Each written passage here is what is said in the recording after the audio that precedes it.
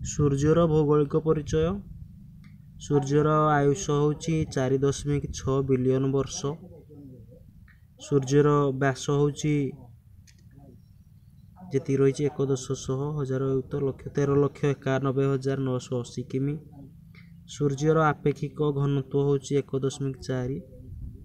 सूर्यर केंद्रीय तापमान होची जेती डिग्री सेंटीग्रेड। तापर आमर रोची सूर्यर गुरुत्वाकर्षण बल होची पृथ्वी ठारू 28 गुणा बेसी।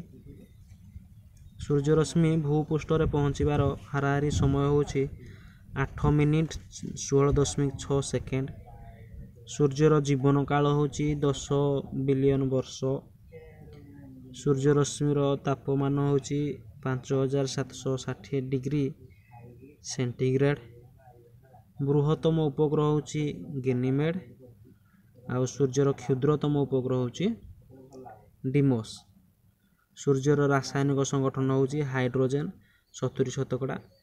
तापर रही हिलियम 28%। अन्य रोचे आपनकर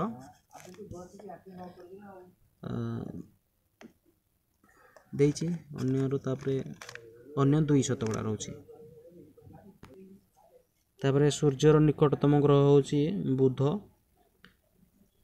बृहत्तम ग्रह होची बृहस्पति।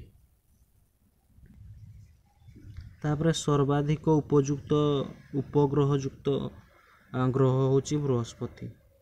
संध्या तारा कुआंतारा होती शुक्र।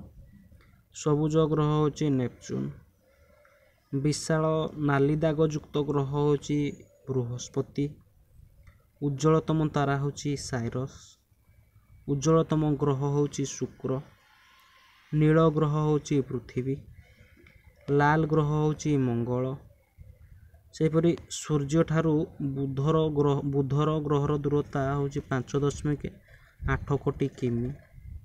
सूर्य ठारू यूरानस ग्रहर दूरता होची 287.4 कोटी किमी।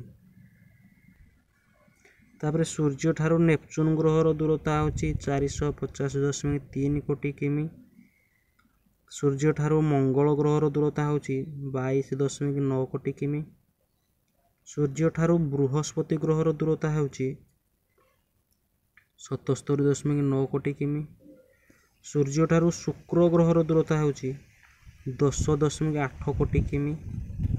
सूर्य ठारू पृथ्वी ग्रहर दूरता होची 15 कोटी किमी।